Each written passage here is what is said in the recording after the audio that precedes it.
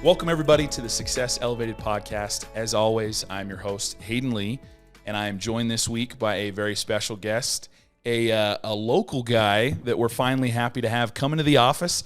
One of my coworkers, Matt, has wanted to have you on for a while now, so this is like perfect that we finally be able to coordinate schedules and get you on. Taylor Kerbs, who's the owner of BustNMoves Moving and Storage. Yes, sir. Taylor, thanks for coming on the podcast, man. Thanks for having me. Thanks. It's exciting. I love talking business. I love talking everything, all business. Yeah. It's gonna be a great conversation for a lot of different reasons. But I love interviewing. We love doing podcasts over Zoom, but I especially love doing them locally here in our office because we get to work with our great videographer, and I feel like the production value is great.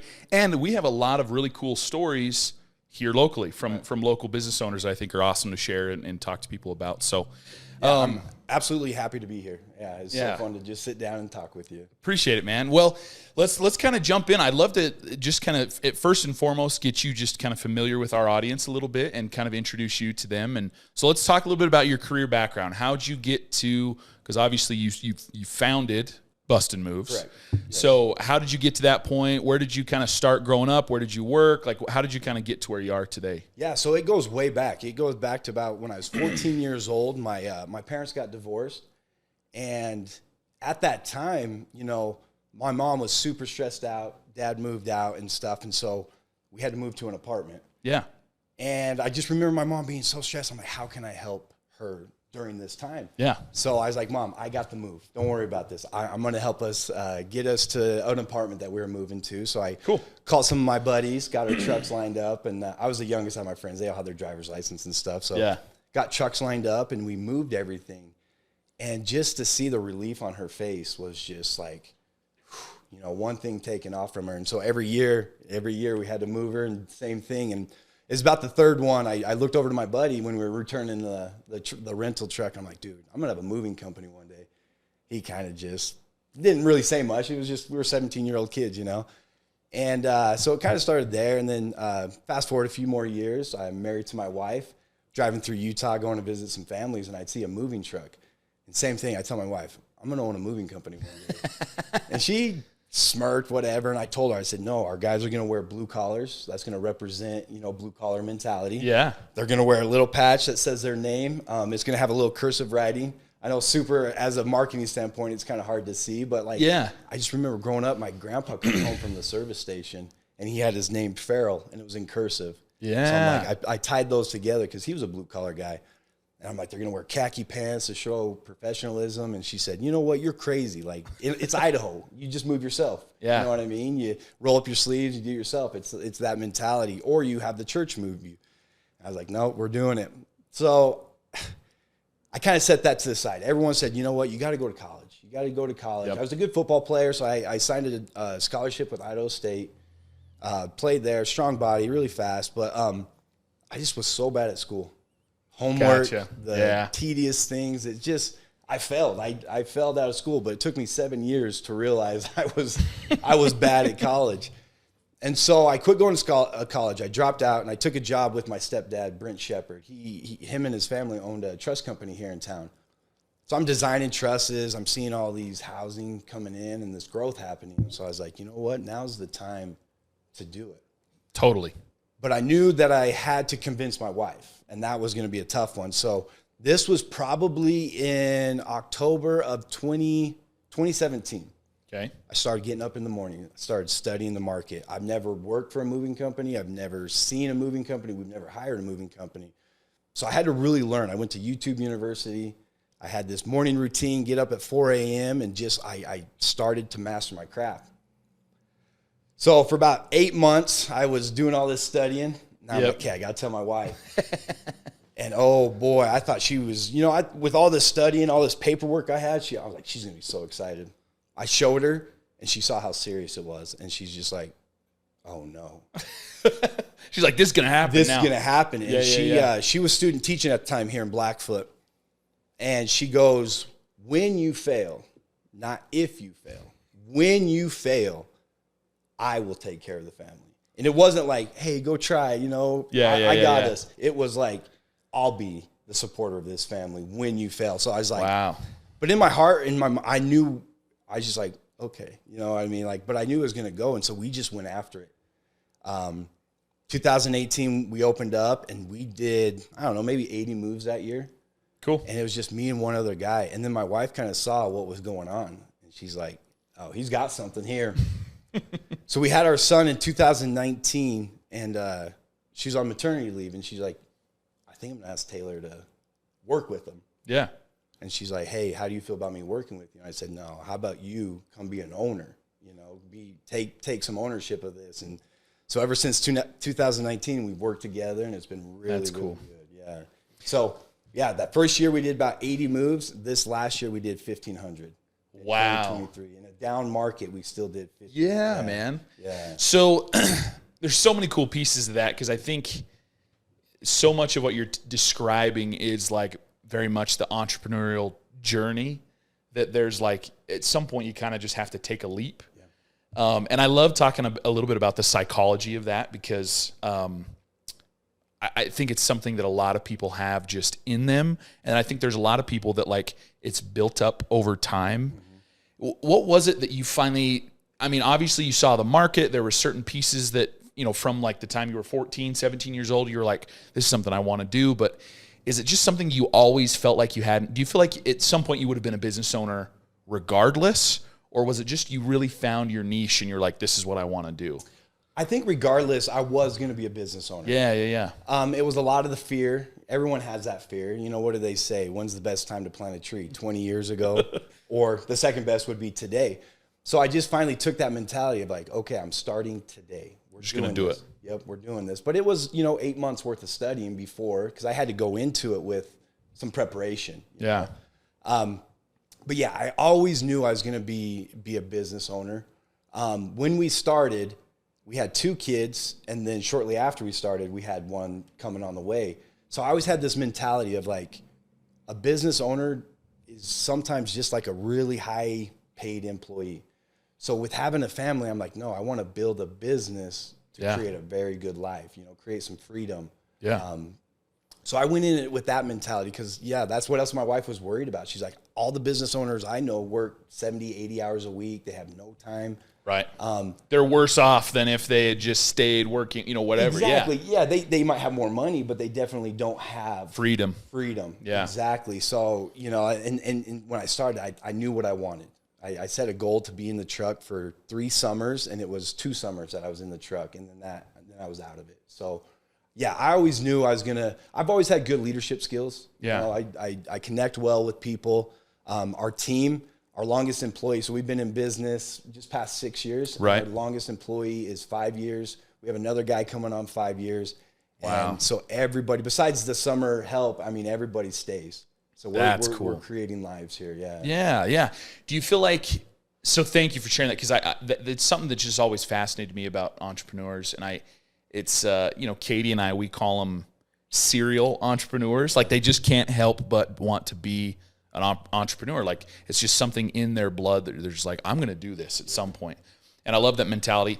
The leadership thing, I think, is something that we could spend an entire podcast talking about how the leadership or how your leadership capabilities have helped you. But do you feel like, this is kind of a side tangent, but do you feel like team sports help that at all? Yes. I feel like that's something that a lot of people miss and forget. Not that you have to play team sports to be a good leader, but I feel like there's a lot of good leaders that at some point in their life, maybe not professional or maybe not even at the collegiate level like you, but team sports has kind of really helped them develop those skills a little bit. I don't know. Any thoughts on that? Or yeah. So leadership wise, if you think back about your coaches, some of your best coaches weren't the ones that said, "Oh, you're amazing, you're so good." Totally. They're the ones that knew what you were capable of, and if you fell short, they would come down on you. Yeah. But they would do it out of love and appreciation. You Yeah. know? And so that's the same mentality I have with BustNMoves. I know what these guys are capable of. I know what our team is capable of, and I appreciate them. I love them.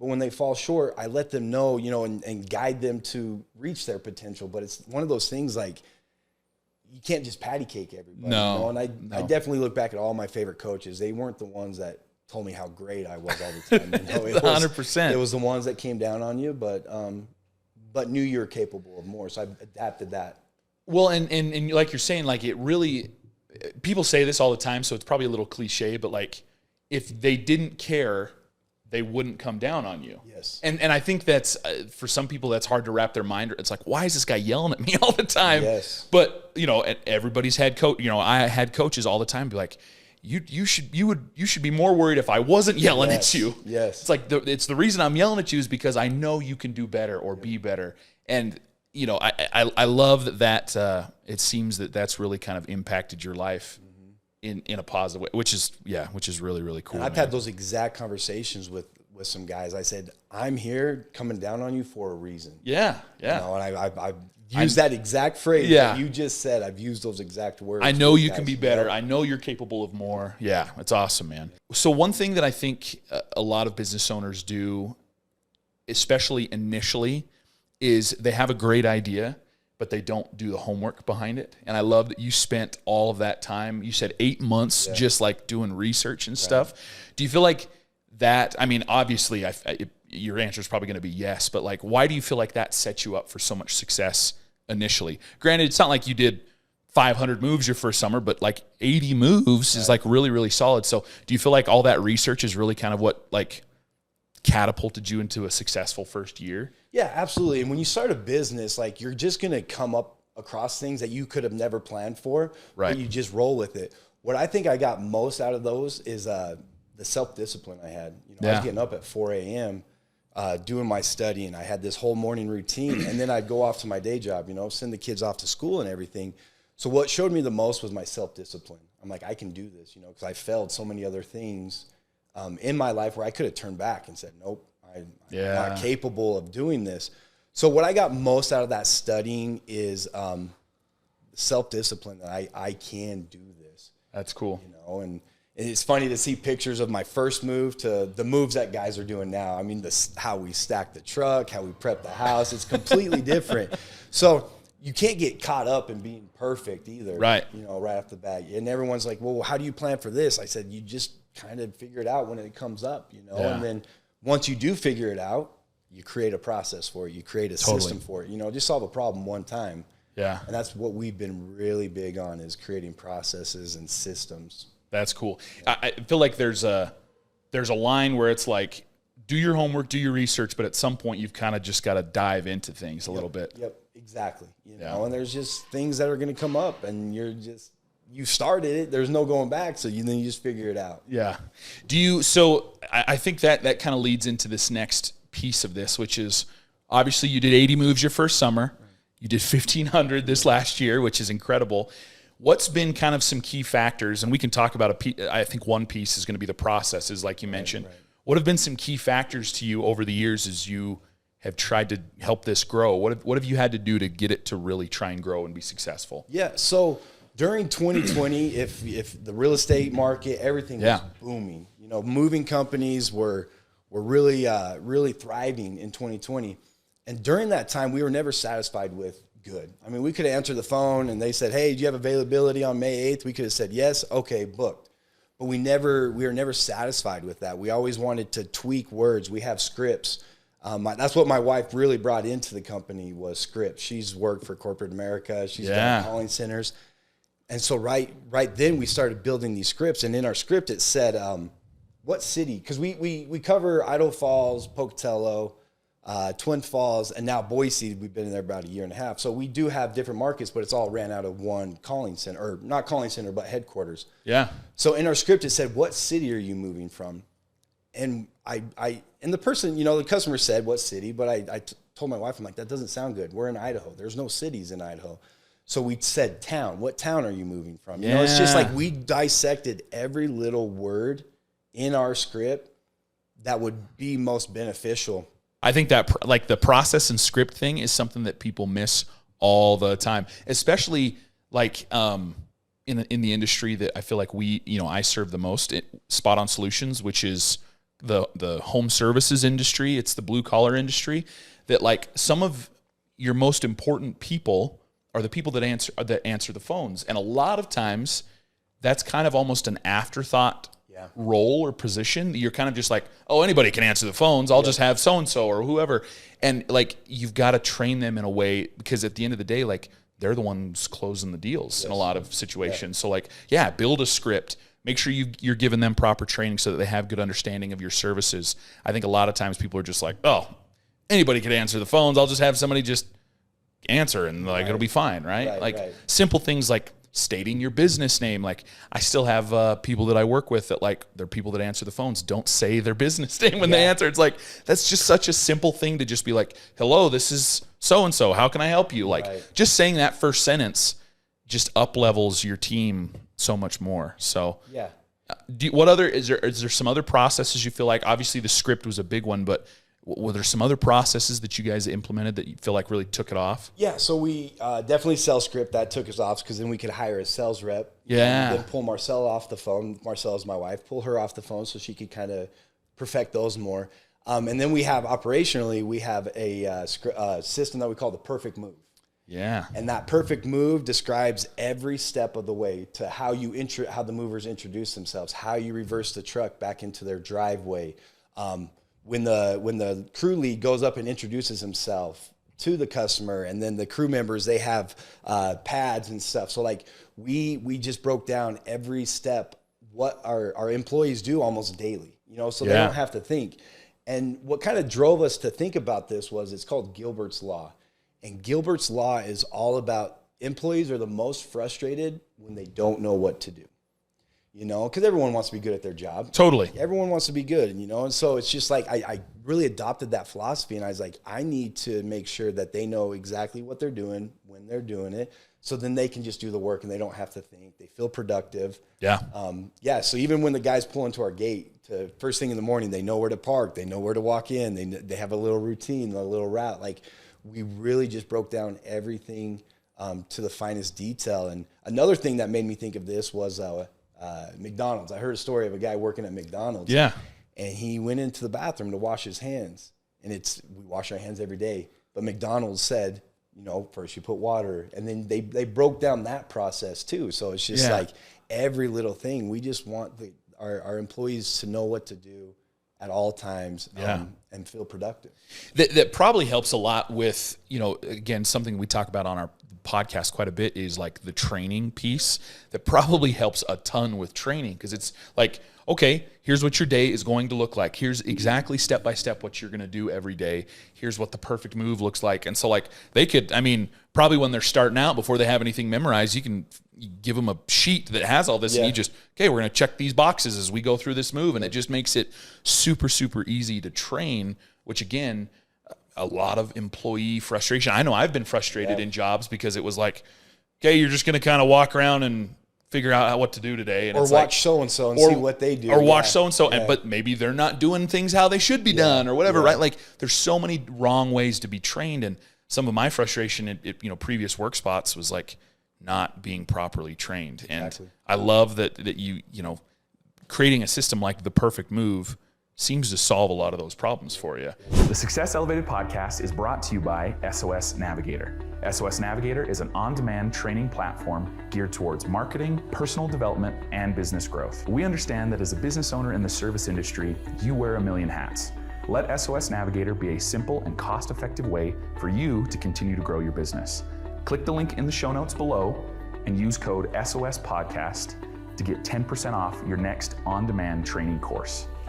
With regards to like hiring, I know you talked about first summer, it was just you and one other guy, right? So as you've kind of had to hire and grow over the years, what's been kind of your philosophy behind hiring? How do you guys hire? What are some key pieces to that? Because it seems like, and I'll preface it with this, we've done, over 100 interviews by now. And it feels like a lot of the people that come on, or almost all of the small business owners that come on, talk about when they saw real growth was when they started to hire people to take some things off their plate, because so many of them were owner operators, or like you were in the truck for the first 2 summers doing all the moves with everybody.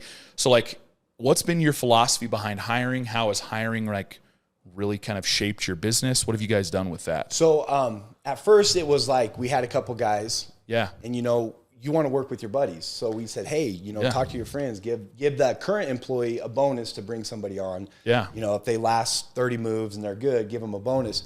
So that's where we started at first, kind of people.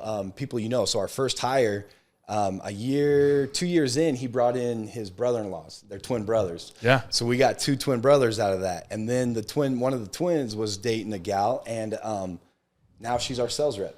So we kind of really started with like build people that you want to work with, that you enjoy.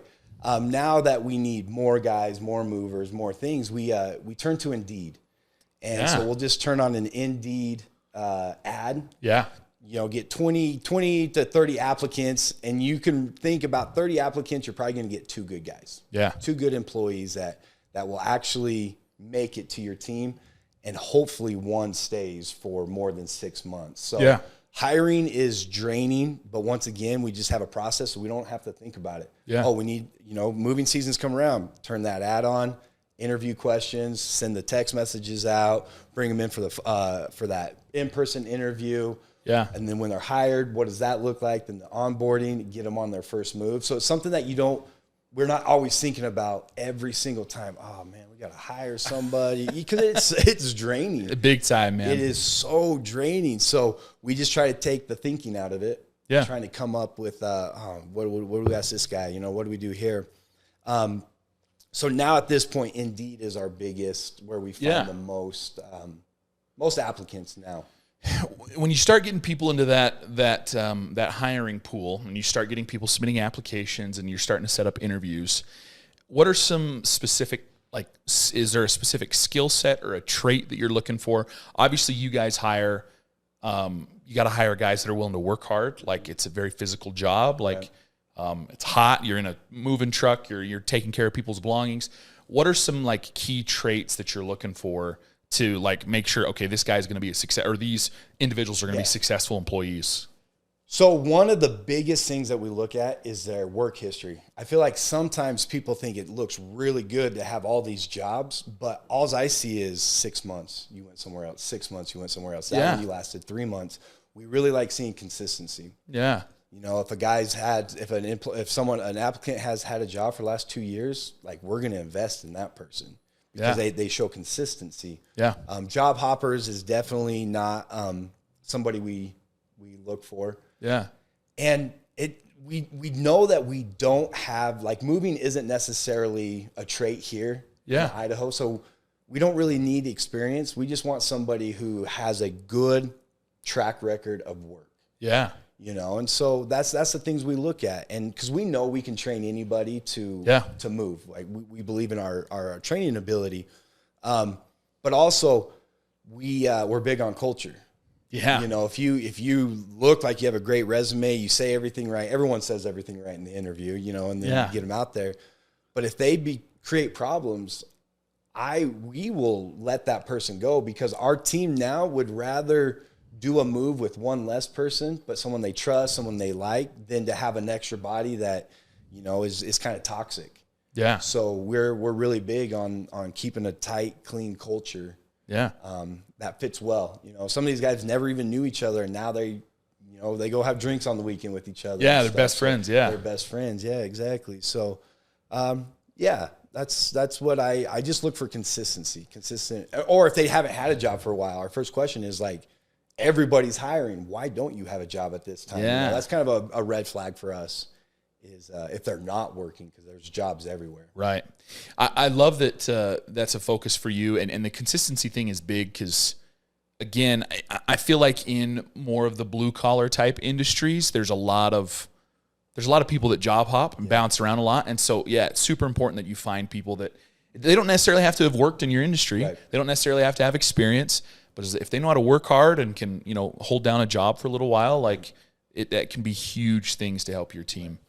I don't know if this is a good thing that we do, but it's kind of worked out for us. We don't start people very high on an hourly rate. Yeah. Because we want somebody to kind of come in, see the vision, and get a feel for the culture. And then all of a sudden they fall in love with it, and then money starts coming. We don't have like, well, you have to work 1,000 hours to get a raise. Like, no, we'll give you a raise within 2 weeks if we see something. So it's kind of I bet we've missed out on some guys, some employees, because of our lower hourly rate, but definitely people move up real quick. Well, and I think that's awesome too, because so many jobs are like, yeah, you have to hit so many hours or have been here with us for 12 months or like there's so many of those like just arbitrary like check boxes. Yep. And so I love that it's like, no, like if you're worth it, like we'll give you a raise after 2 days. Like it doesn't matter. It really is. Yeah. Cause I used to work at Costco before we moved to Blackfoot. And that's how it was. Like, I think you had to get 750 hours or something like that, and you got a raise. But I'm like, my 750 hours is way different than somebody else's 700. Right. But we're getting the same raise. Yeah. You know, so that's where that whole philosophy came from is come in, earn it, and we will pay you. It's not that, you know, you're not going to get paid, and we're going to keep you at that lower rate. We want good people. And so everyone who has stuck with us, like we just had this one guy, he came in October. And we have this set of questions that we first send out. And it's, have you ever seen the movie Miracle? You know how he gives them that whole like test? Yeah, they have to take that test. He doesn't care about the answers. He wants to see how far, you know, he can push you. Yeah. So we have a set of questions that are kind of extensive and don't really matter, but we want to see if someone's willing to go through that and put effort into it. And so this one gentleman, he started with us in October, and my wife sent him the questions, and he sent paragraphs, details. He had a vision for himself. He kind of tied himself with what he can do with BustNMoves and what BustNMoves can do for him. And we hired him, and he meets with me once a week. What can I do? You know, I want to make this a career. How can I work my way up? Yeah. And so we're super excited to see him grow in that area. So that's another thing we do is that test. You know, those questions right before, just because if they're not going to fill that out, don't waste our time. You know what I mean? So it's a simple way to just test and just make sure, like, are they going to actually be invested in this a little bit? Yeah. Because you'll get yes, no, I have a car, no, yes. And we're like, they never show up for an interview. You know what I mean? Yeah. So it's just one of those. That's good, man. You mentioned multiple times, so I'd love to kind of talk to you about it. Culture for you guys. Yeah. What do you guys have, like maybe your values or your vision kind of laid out for your employees? Like what does like the culture at BustNMoves look like, and how have you built that over the last 6-7 years? Yeah, so since we're a fairly new company, we're always adapting and growing. We're never just set in one way if we can do it a better way. So we have a growth mindset. Yeah. And we let everybody know, like, have that growth mindset. And so that's really helped and they've seen everything we've done. So I know we talk about the vision, 5-10 years down the road, what we see for BustNMoves, and we tell the guys and tell the team. And so they really buy into that whole growth mindset. We're really big on service. We always know the customer's our boss. That's who literally, we wouldn't have a job without them. So we talk to them about the service aspect. You ask every employee, hey, what's your favorite part of the job? Or it's always, it's serving. We got that move done for that customer, And so the culture is just to work hard, pull together, rely on one another, and serve. Yeah, man. And so we have a really good culture. If you look at our reviews, a lot of them are like, man, they were doing all this stuff, and they had a smile on their face the whole time. Yeah. Customers will laugh, they apologize. Sorry for you have to move my couch and this and this. And our guy's just like, no, because tomorrow we're doing another move. They do it 6 days a week. So it's nothing to them. Well, I think what you guys have built is so cool. And it's so cool to kind of like see some of the pieces of it that are so important to you. Because at the end of the day, what your vision is and what you want to, or how you want to be successful, that's how your team is going to be successful. And it's contagious, man. Like if you guys have that vision and if you guys want to build that, like your team's going to want to do as well. Exactly. One thing you mentioned is we were kind of talking topics just via email. You mentioned that one of the things that you're super proud of is that you don't have to be in the business day to day now, and you can focus more on like working on the business. Obviously, that's been processes and kind of building your team. Is there anything else that you feel like you've done to really set yourself up so like you have the freedom to, you don't have to go work the 70, 80 hours. Right. You can really focus on, okay, how do I make this business better? How do I help the business grow? Business owners talk about this all the time. They want to be working on their business, not in their business. Right. So is there anything that you feel like specifically, other than obviously you've done the processes and hiring, but is there anything else you feel like you've done to really kind of help set yourself up for that? It really does go down to those processes. So I know we kind of talked to them about it, or we mentioned them, but that's the pinpoint that is what gave us the freedom, was those processes. So I get to work on the business. I get to do what I want to do when it comes to the business. So every company has a process. Yeah. Everybody has a system and a process. It's just not documented. Yeah. So right from the get-go, when I got up in the morning to get a truck ready, I would write down what I did. So I created a process. Yeah. How you answer the phone, like you're saying, you create a process. So we had all these processes in Google Docs. They're kind of everywhere. And then I'm not a reader. It's kind of crazy. I've never read a book cover to cover ever in my life. But my wife, she is. And she is like, she can retain information and then she can spit it out almost word for word exactly. So she like gives me all the cliff notes. Yeah. And a book that we adopted into our company was Systemology. Okay.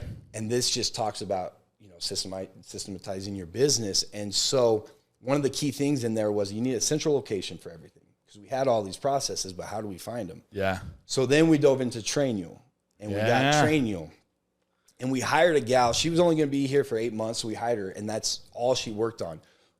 I would just send her all of our processes, and then she would put it into Trainual. That's cool. Yeah, it was a long process, and it cost thousands because I'm paying her. Yeah.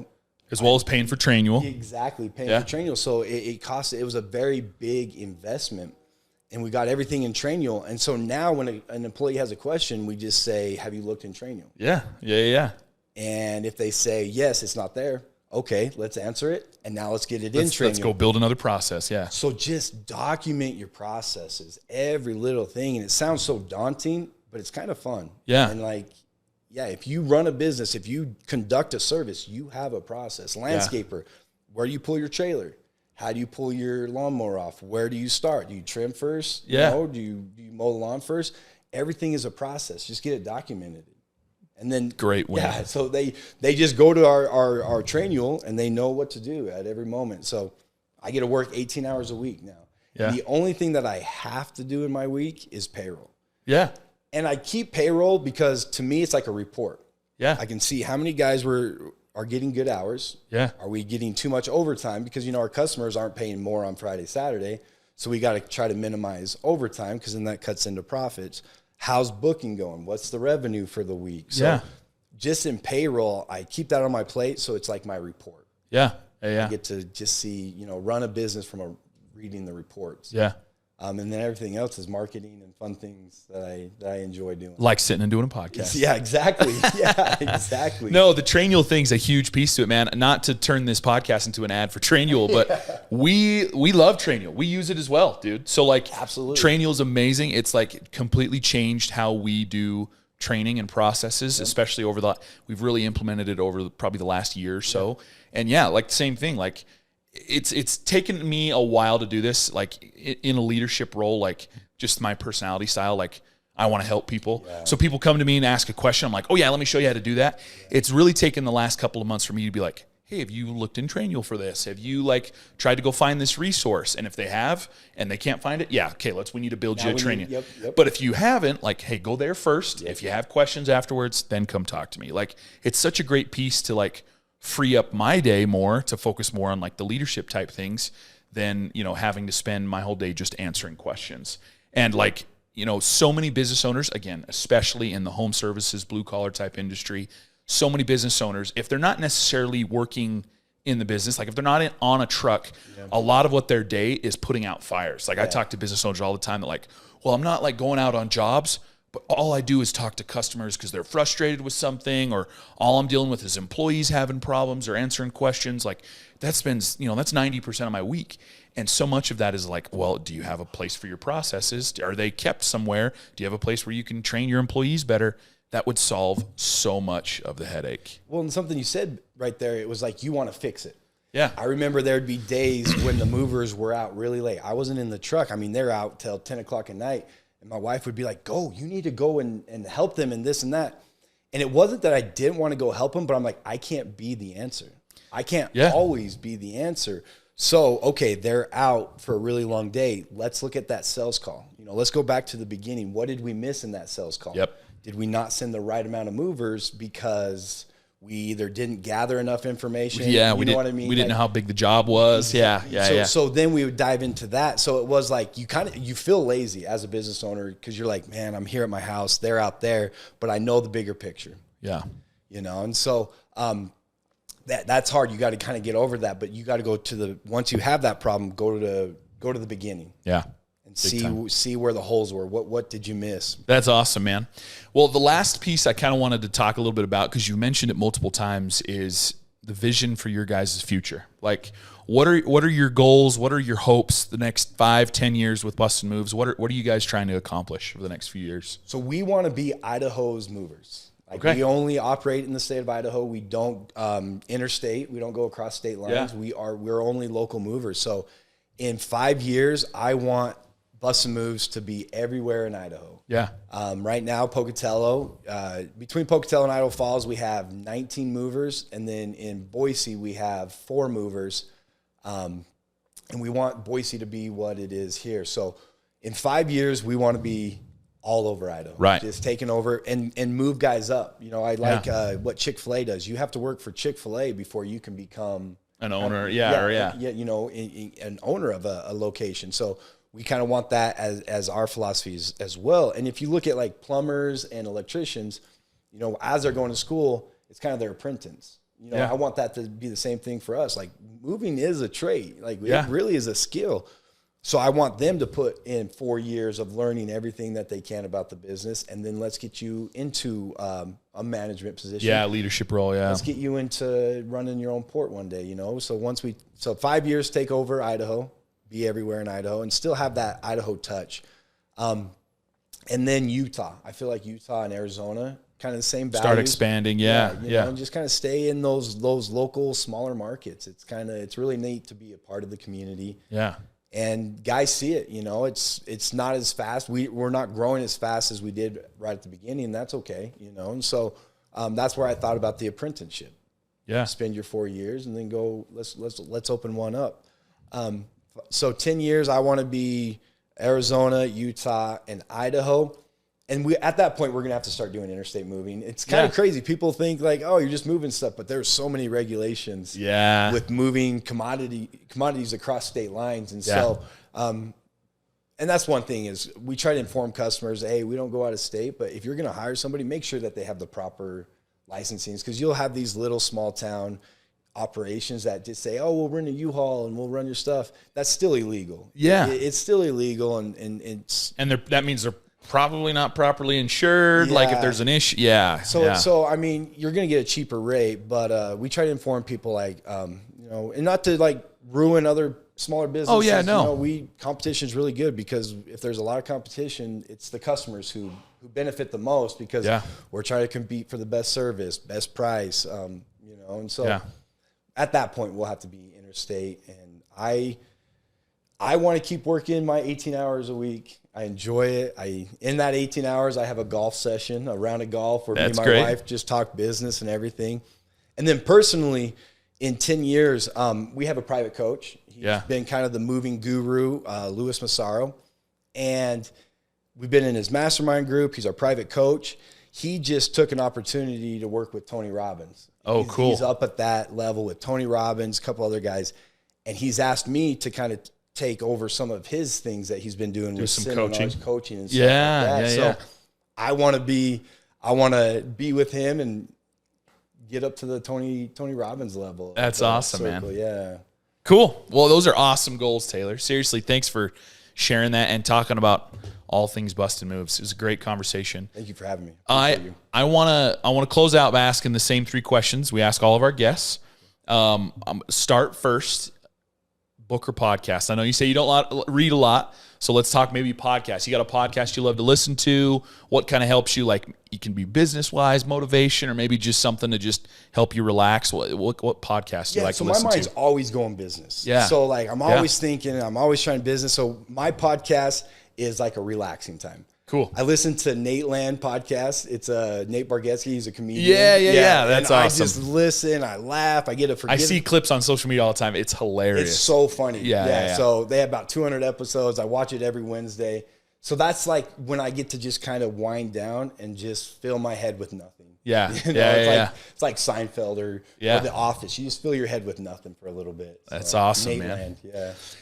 That leads perfectly into my second question. So it could probably be talking about podcasts or maybe golf or something, but like, what do you do to relax at the end of a long day? What do you do to recharge your mental, emotional batteries? Probably more so a couple years ago when you were really, in the weeds of everything. Now you've kind of got your workload to a good spot, but like, is there anything you do to kind of relax at the end of a long, stressful day? Yeah. So back then, man, it was stress all the time. Yeah.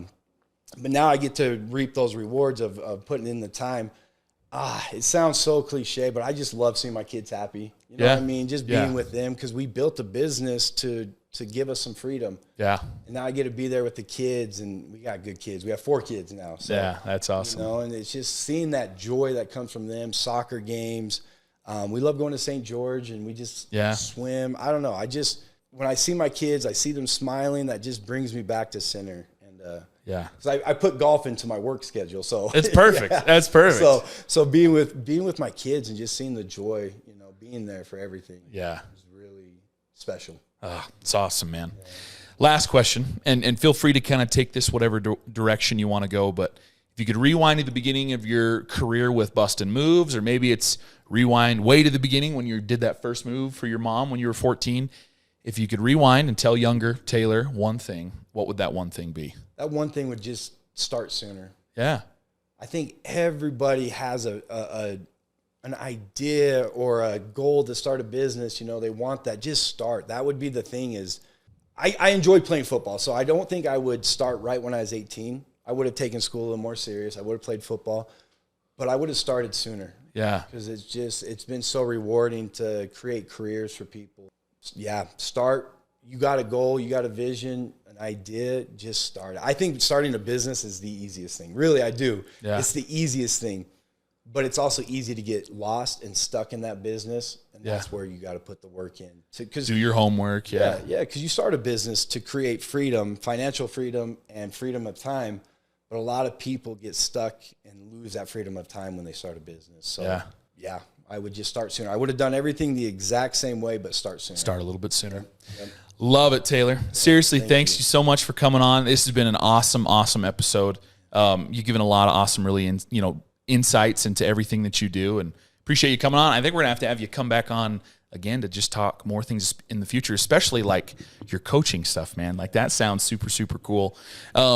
I'll let you do a little plug here at the end. If people are in the state of Idaho and wanting to learn a little bit more about you guys, where can they find out more info about you? Yeah, absolutely. So BustNMoves.com is our website. You can fill out a free form, learn about us, or you can give us a call, 208-557-3328, and a lovely Jenny or Alex will answer the phone with a smile on their face. And and then when you do book, the movers are going to show up with a smile on their face, and you're going to leave. When they leave, you'll have a smile on your face. So. Love it, man. Yeah. Thanks, Taylor. Really appreciate it. Appreciate you. This has been Success Elevated, making you a little bit better one show at a time. Thanks for joining us. Please subscribe on YouTube or any other major podcast platform to listen to more episodes. We are proudly brought to you by Spot On Solutions.